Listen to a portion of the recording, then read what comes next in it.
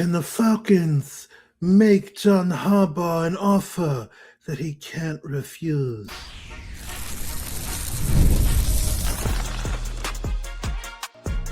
You are Locked On Falcons, your daily Atlanta Falcons podcast. Part of the Locked On Podcast Network, your team every day. Welcome back to another episode of Locked On Falcons, part of the Locked On Podcast Network, now the number one sports podcast network in the galaxy. And of course, I'm your humble host, Aaron Freeman. Been covering the Atlanta Falcons for almost 2 decades, formerly at FalFans.com. Just ended my first decade as the humble host of Locked On Falcons, going into decade number 2.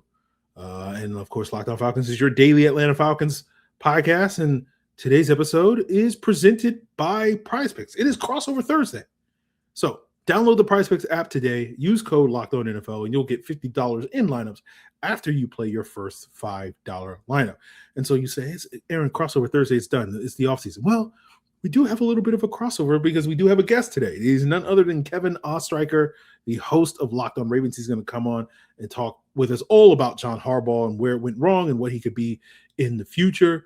And, you know, a lot of today's episode, we'll be talking about John Harbaugh and if the Falcons can make a winning pitch to sell him on becoming the next Atlanta Falcons head coach.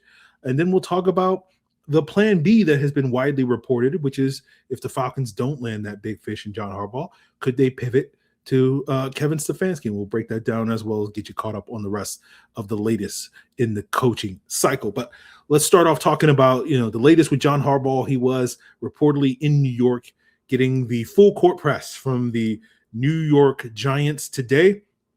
But as of this recording, most recent reports indicated that he has left the building, right? And there were a lot of reports like the Giants will do their best to prevent him from leaving the building.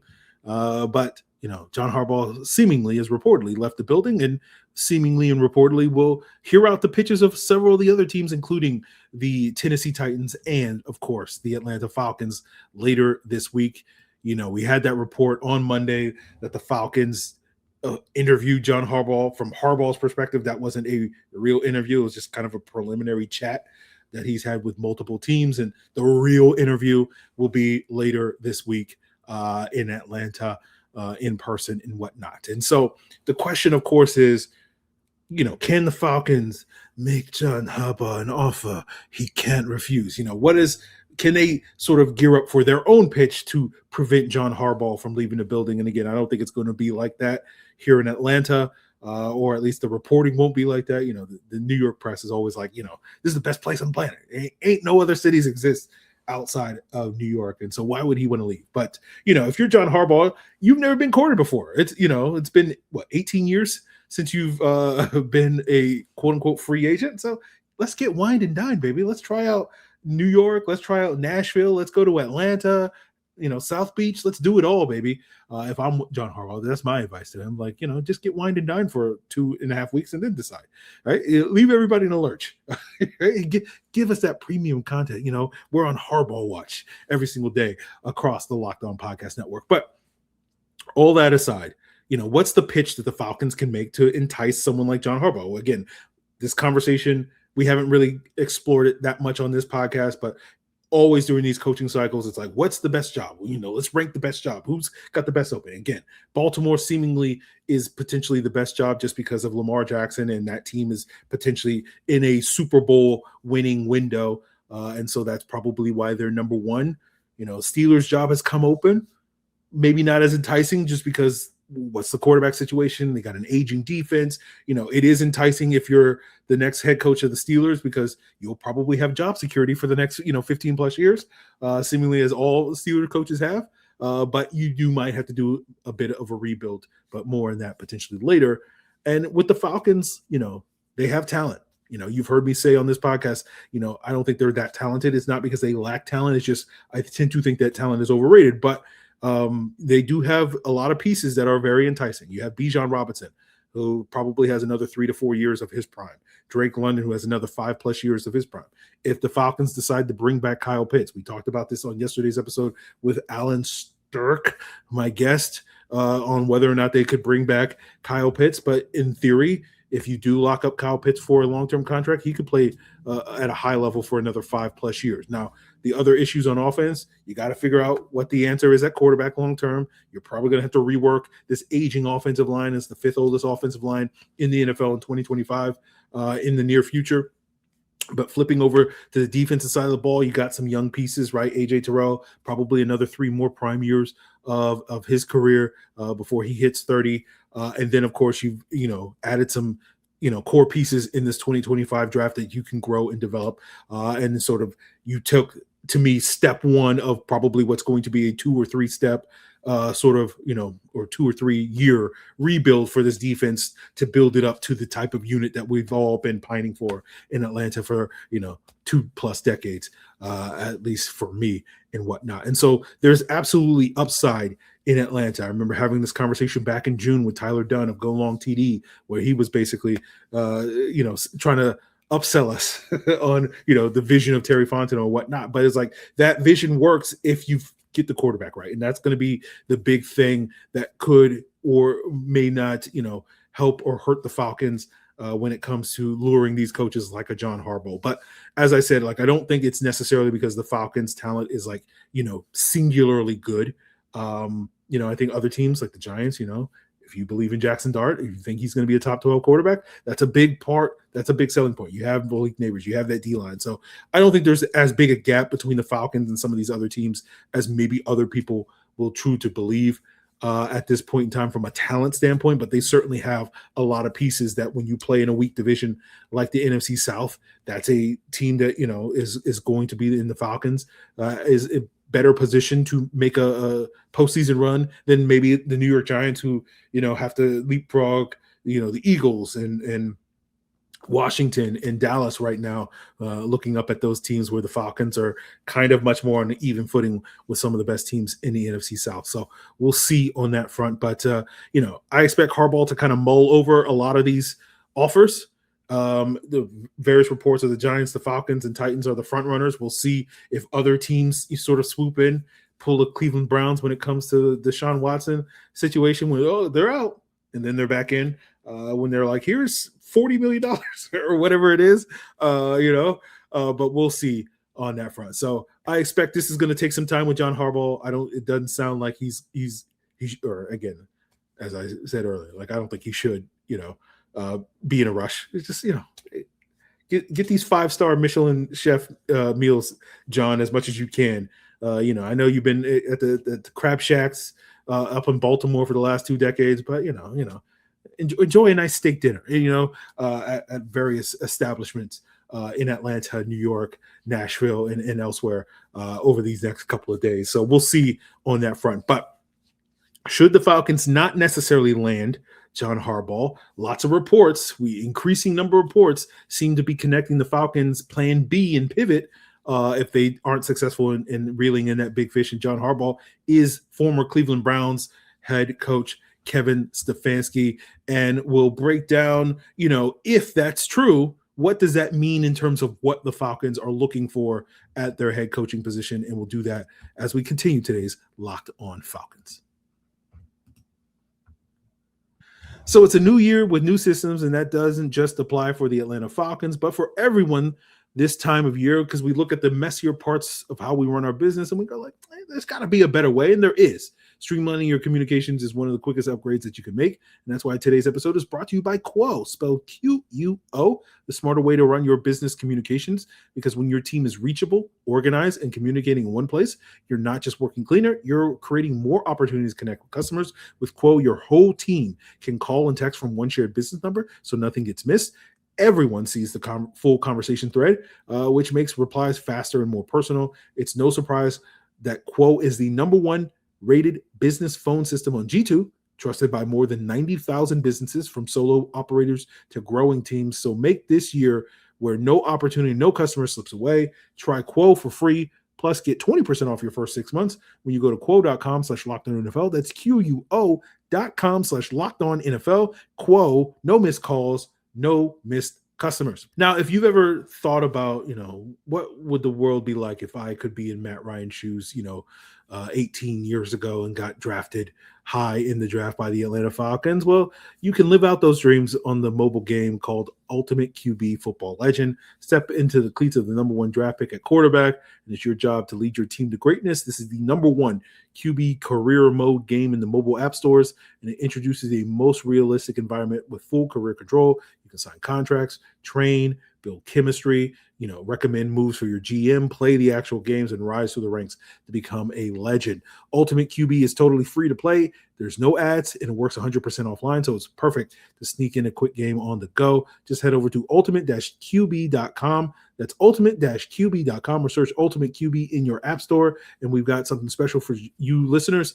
Use the promo code LOCKEDON in all caps in the game store, and you'll get a free boost to start your career. Ultimate QB, football legend, QB1, it's your legacy.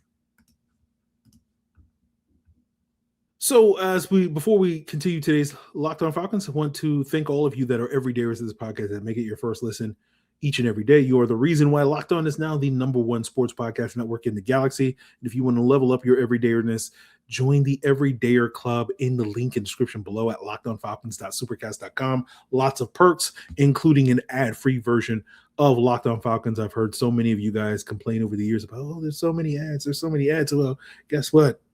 For $5 a month, $50 a year, you can get an ad-free version of the podcast. So if you're one of those people that doesn't like seeing me get paid for the advertiser that we run on this show, again, there's a great way for you to help contribute without any of the ads. So check it out in the link in the description below.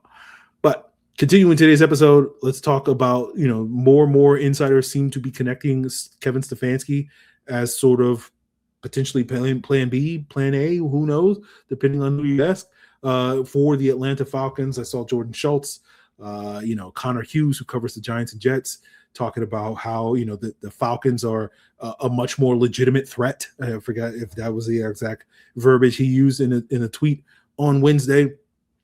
And so that may or may not be true. We know that the Falcons did interview Kevin Stefanski over this past weekend in one of the initial interviews that Matt Ryan conducted. And I'm sure Kevin Stefanski did a lot to wow them in the room. And, we've been sort of hinting around this for a while now in terms of what are the Falcons looking for. And it seems to suggest, again, if we're operating under the assumption that this is true, and again, all this stuff, we'll sort of let it all play out because, as I said, I think we still probably got another 10 or so days before the Falcons make an official hire and whatnot. But it does seem to suggest that the Falcons are looking potentially, if they do really like Kevin Stefanski, they're looking at, a guy that has head coaching experience. That has been something that has been widely suggested that the Falcons will potentially target. I remember Maria Martin and I believe Jarvis Davis on a recent Falcon Squad show talked about, the Falcons, because Matt Ryan is new to his position, because the likelihood the Falcons will hire a brand new GM just because there are rarely retread GMs. Although I did write an article today on Wednesday over at the Falcoholic where, it suggested that maybe it's worthwhile for the Falcons to bring back, I should say, Thomas Dimitroff as an advisor, not as a GM, just as an advisor to help out, these fresh guys, as they, get comfortable here in Atlanta with Matt Ryan being new to the position and understanding sort of what is he supposed to do as he oversees it. Again, just as an advisor. Again, I know you guys are coming for me. You're typing angry characters. Just calm down. Just an advisor. Okay. All right. But because of the lack of experience that you have in the front office, you might want to offset that with more experience at the head coaching position, right? If we're looking at these guys as the triumvirate, I couldn't think of the word, the triumvirate that runs the Atlanta Falcons, new guy in Matt Ryan, new guy in the general manager. Let's get an old guy in here, which, again, Harbaugh, Stefanski would qualify. Mike McDaniel, another guy that the Falcons have potentially on the radar, would make sense, right? Then you couple that with Kevin Stefanski being an offensive guy. As we've mentioned many times on this podcast over recent weeks, recent years, there is an advantage to hiring an offensive-minded head coach. It doesn't mean that offensive-minded head coaches are always more successful than defensive-minded coaches. right? You have to have an open eye for everybody. But it does mean that if you do hit on an offensive-minded coach, it adds so much more stability to your football team, right? Because if you get the quarterback and you get the play caller right, and you match those things, we've talked about it before with the Saints' success under Sean Payton and Drew Brees, where they had 15 years of stability there, and we've seen it across the league, where you get that sort of stability where hey, unlike Matt Ryan, and it would make sense why Matt Ryan would be looking in that mindset, because he spent his first several years, first 8 years, if I'm not mistaken, having defensive-minded coaches. And then he finally got an offensive-minded coach and won MVP, and then that guy was off to the races, and then it was all downhill from that point, trying to regain that glory and whatnot. And so again, that stability that an offensive-minded guy adds, and Stefanski would check that box, as well as several other guys make a ton of sense. And of course, if Falcons hire Kevin Stefanski, you might need to make peace with Kirk Cousins being the Falcons Week 1 starter, as we've suggested with Kirk's restructure. Very likely the Falcons are going to cut him, but very easily the Falcons could decide to re-sign Kirk to a 1-year contract, depending on what the market for Kirk Cousins is going to be. I'm sure Kirk Cousins remembers his time with Kevin Stefanski very fondly. He was able to guide that Vikings team to an impressive win in the postseason. I was like, who did they beat in the postseason?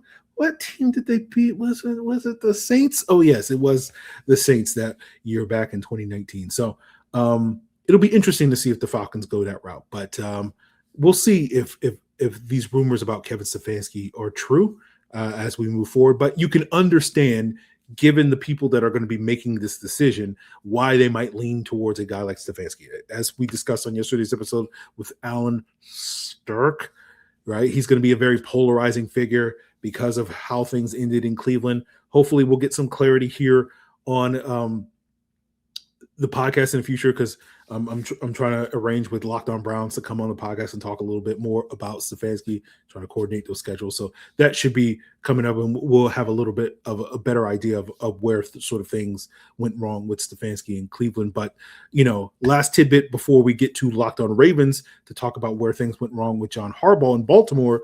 It does sound like Mike Tomlin, just as an update, is not planning on coaching this year. Steelers owner Art Rooney spoke to the media today and basically said he is not, in his conversations with Mike Tomlin when he decided to step down yesterday, he is not.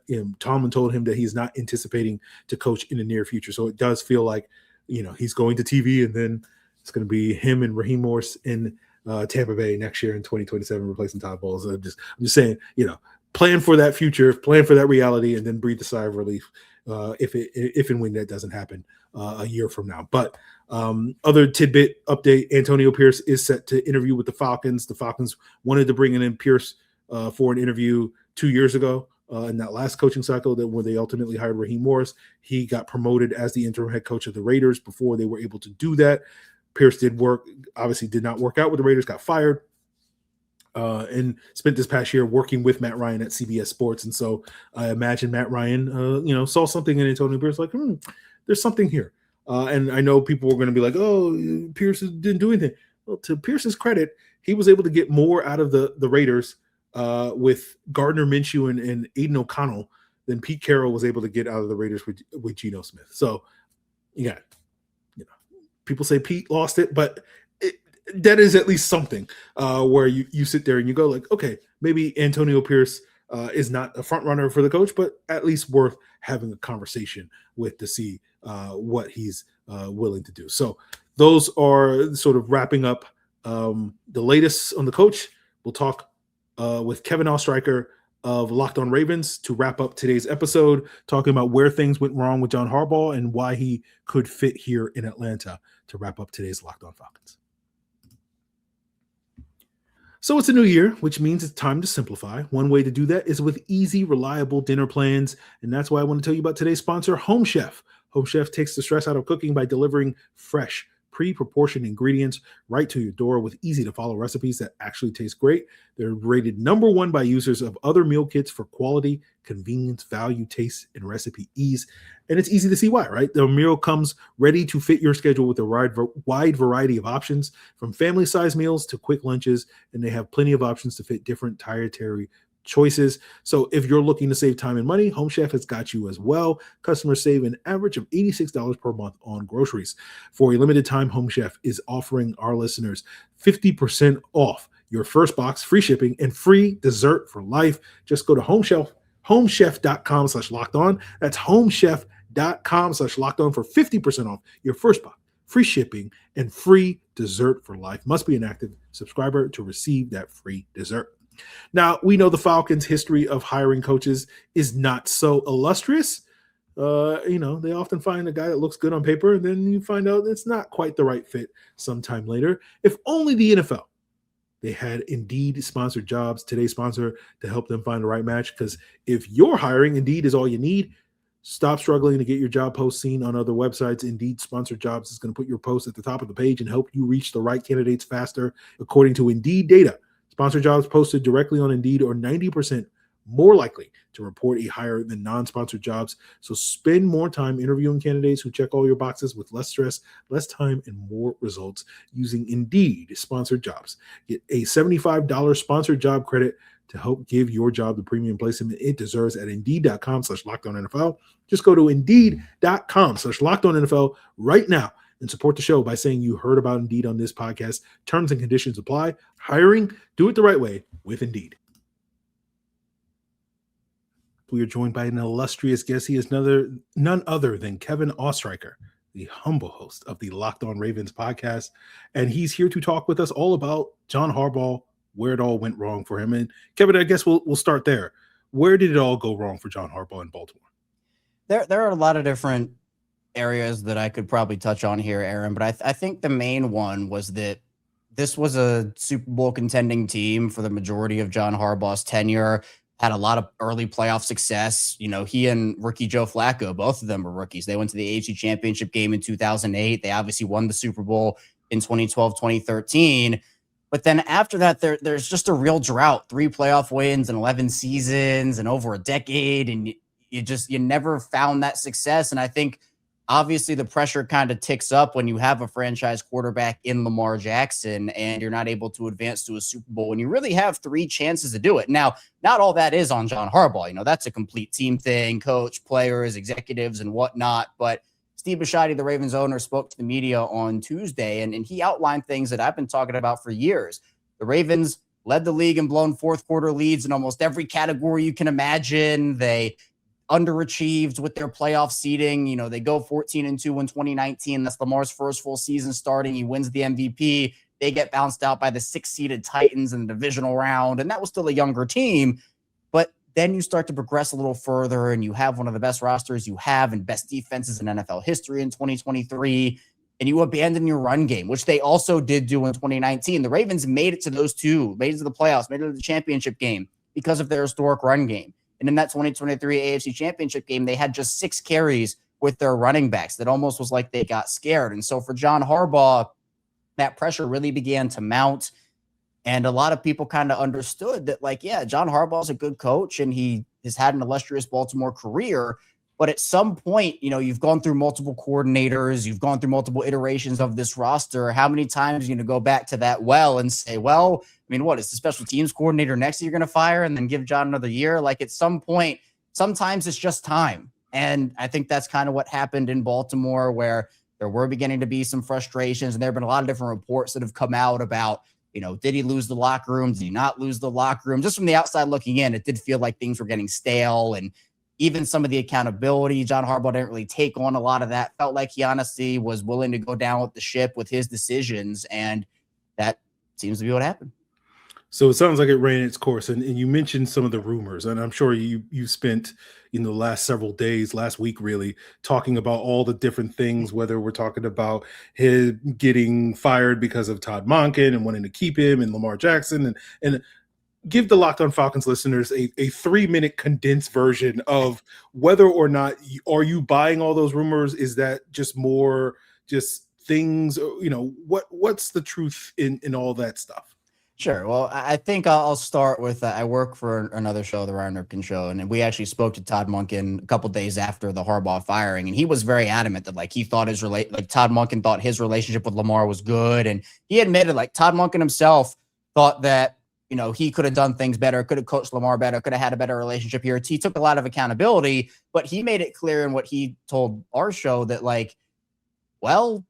at the end of the day, you think a coach of 18 years is having his message go stale and all this stuff. And so according to Todd, that's not the case. But one of the big things that was reported was that one of the big sticking points was that John wanted to keep Todd around. And that was something that the Ravens thought that they needed more changes than that. But Harbaugh apparently thought that he was just going to be able to come in the building, run it back with some staff changes, but minimal ones at that. And that's kind of the theme that we had gotten in Baltimore was complacency. There was an interview on the Ravens official team podcast. I think it was in July before the season started. And he was talking about Super Bowl or bust expectations. And in his words, he called that garbage and phony. And that kind of set a whole precedent of, well, wait, you have Lamar Jackson in this all-star roster. It needs to be Super Bowl or bust every single year. And I think that just put a sour taste in a lot of people's mouths.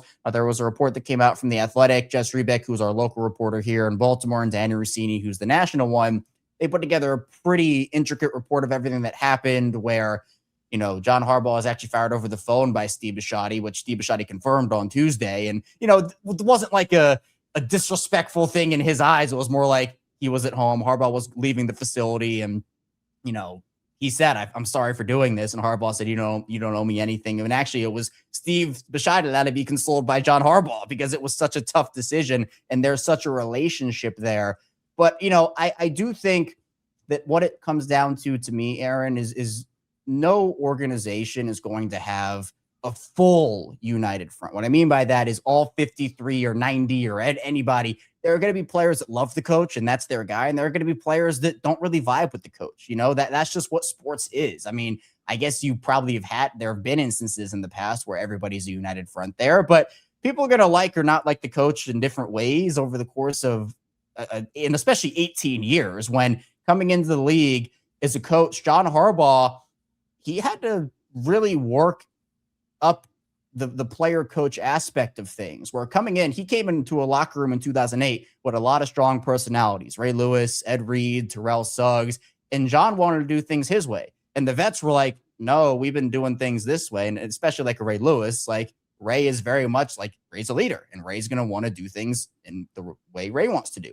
And so there are reports of mutiny in the locker room before the Super Bowl and vets trying to take control and all this different stuff. And Harbaugh, over the course of his tenure in Baltimore, kind of reshaped himself into a coach that we heard multiple times from players who signed with the Ravens. Oh, well, why'd you want to come here? I wanted to come play for Coach Harbaugh. That was one of the reasons that they put out there. And so to me, I think that there's probably some truth to some of it. Some of it is probably not true. I don't think that the message was completely lost in the locker room, but I do think that with losing, because I'm sure you've heard the phrase, Aaron, winning cures everything. Mm-hmm. Well, losing makes everything worse. And I'm sure with losing, that probably strained the locker room. Harbaugh, from what I can tell, remained a very positive force in that locker room with his mindset. But sometimes that positivity can kind of brush over what's actually going wrong. And so with Steve Bisciotti in his interview on Tuesday with Todd Monken talking on the other show I work for,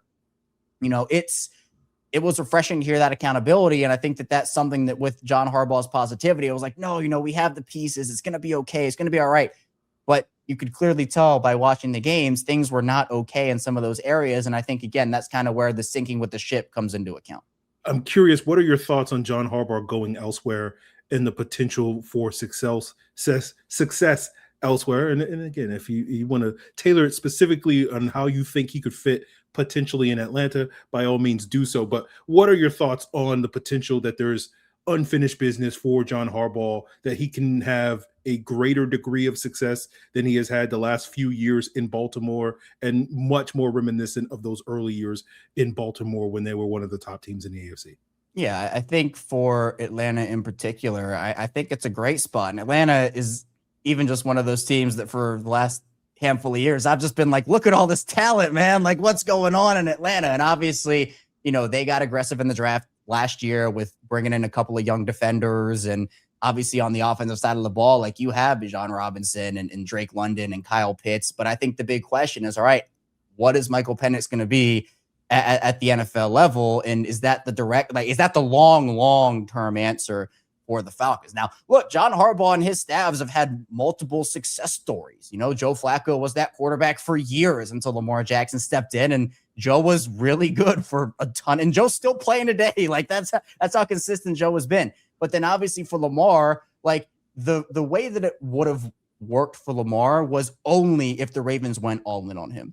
And that's what they did. John Harbaugh and this Ravens organization was like, yes, we're going to go all in for Lamar. And so if he believes that Michael Penix can be that guy, and I know there's reports about Jackson Dart in New York, like, is that going to be the guy that Harbaugh wants to go with? But John Harbaugh, one thing he's very good at is putting together staffs. It's not perfect, but year after, I can't tell you, Aaron, how many shows I did on Locked On Ravens. Look at how many assistants left the Ravens today. Tomorrow, we're probably talking about 3 more assistants, because teams would always go to the Ravens, find those assistants. And that's what John Harbaugh is. He's a delegator. He's not a bright young offensive mind or a bright defensive mind. Came in as a special teams coordinator from the Eagles to Baltimore in 2008. But I do think that, again, like the way that John Harbaugh does delegate, again, it got stale in Baltimore, and it didn't work in Baltimore at the end, especially in that Week 16 game, which I'm sure you might have seen with Derrick Henry running all over the Patriots, and then him not getting the ball not even getting in the game on the final 2 drives. Like, that's stuff that, yeah, sure, that's play calling, but you can't tell me John Harbaugh's not in those meetings. So, if Bijan Robinson's having the game of his life, and then all of a sudden he's taken out of the game for Tyler Algier, Falcons fans aren't going to be very happy about that. So, like, there are a couple of things that are question marks with Harbaugh, but I do think there is enough talent in the building in Atlanta, and with John Harbaugh's staff building, I think that they can make work. And honestly, I think that Harbaugh and his staff can get the best out of Michael Penix. Now, I don't think it's the be-all, end-all. I think that if Harbaugh does go to New York or goes elsewhere, like, again, I've been very intrigued with Atlanta's talent, and that's not just because I have Kyle Pitts share in Dynasty. I actually do think that Atlanta is a really intriguing and attractive head coaching destination. But if Harbaugh decides, he wants to go and work with Matt Ryan and wants his say over everything and the staff, I mean, that's another thing too, is there have been reports about Harbaugh's demands, what he could want, not just from a money perspective, but how much control he has, whether it be over roster decisions or staffing decisions or whatnot.